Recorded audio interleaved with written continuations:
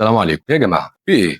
الناس في الدول العربيه بتضحك علينا. بص على الدول الغنيه زي دول الخليج، هتلاقي الجواز عندهم عادي وبسيط، والشاب بيتجوز وهو صغير وبيعمل اسره والدنيا بتمشي عادي. هتقول لي دول اغنياء والدنيا سهله عندهم. بص يا سيدي على الدول اللي شبهنا، عندك تونس، المغرب، الجزائر، الدنيا عندهم بسيطه خالص وشباب بيتجوز عادي وبسهوله. اشمعنا احنا في مصر اللي مكبرين الموضوع قوي كده؟ ليه مخلين مراسم الجواز اشبه بمراسم تنصيب فرعون، وكأن اللي بيتجوزوا دول هيعملوا حاجه ما حدش في العالم عملها غيره؟ حرام عليكم، في رجاله كسرت ال40 دلوقتي مش عارفه تتجوز، رجاله بس وستات كمان. نسبه العنوسه في مصر ضربت في السماء، 13 مليون انثى عدت سن ال 35 من غير جواز. بص حواليك كده، في الشغل هتلاقي زميله او اكتر بيكبروا من غير جواز، في منطقتك هتلاقي بنات زي الورد عماله تكبر ومحدش بيتقدم لها. والسبب كلنا عارفين السبب، التكاليف اللي بقينا بنحطها على دماغ العريس واهله والعروسه واهلها. مأساة والله. زمان كان الشاب من دول يدخل بيت العروسه يقول والله انا ما قدرت ادفع مهر قد كذا،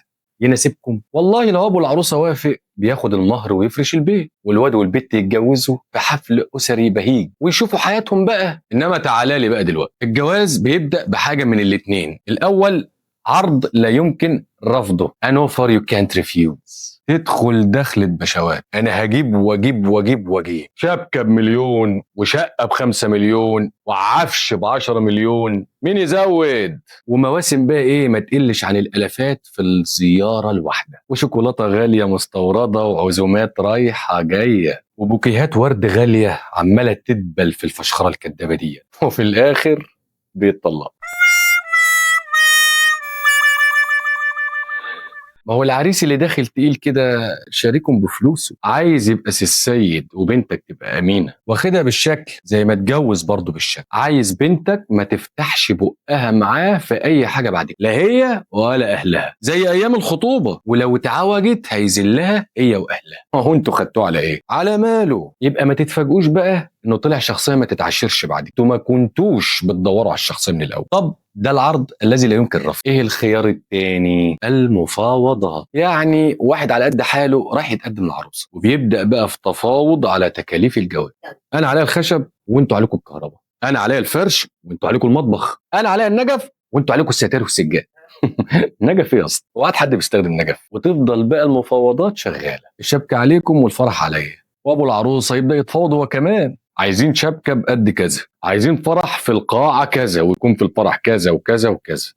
هي مش اقل من بنت خالتها. ومفاوضات رايحه جايه، كل واحد بيحاول يفوز باكبر قدر من المفاوضات، وفي النهايه عريس وعروسه بيتجوزوا بعد ما بيكونوا استنزفوا اهاليهم حرفيا بتكاليف الجواز، وديون خانقه رقبتهم كام سنه قدام. اصل يا ريتها رست على كده وبس. لا يا غالي، اصل العروسه عايزه تلاجه قد كده وبوتاجاز قد كده وتكييف ودفايه وكمبيوتر وميكروويف وفرن كهربائي وعجانه وكيتشن ماشين ورفايع مطبخ ب500,000 جنيه وفوط وفرش سراير يكفوا العرسان لحد ما احفادهم نفسهم يتجوزوا.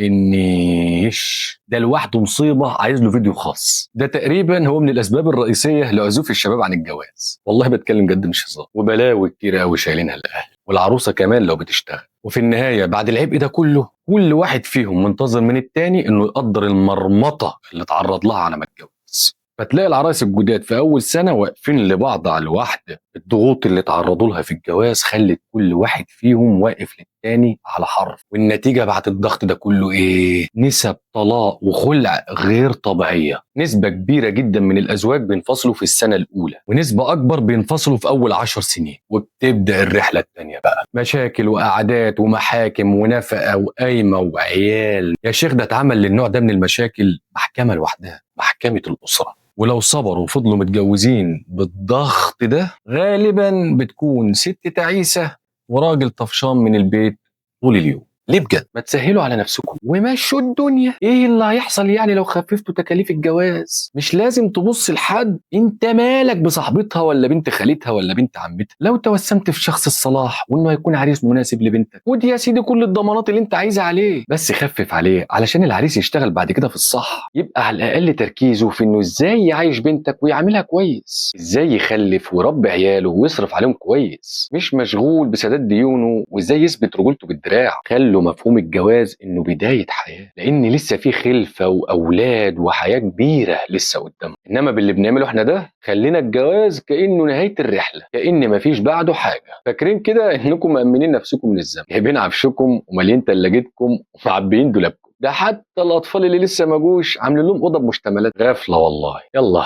ما علينا، ما تنساش تعمل لايك وشير وسبسكرايب، وقول لي رايك في الكومنتات ايه السبب الرئيسي لفشل الجواز في السنه الاولى. اشوفكم الفيديو الجاي ان شاء الله. يلا سلام.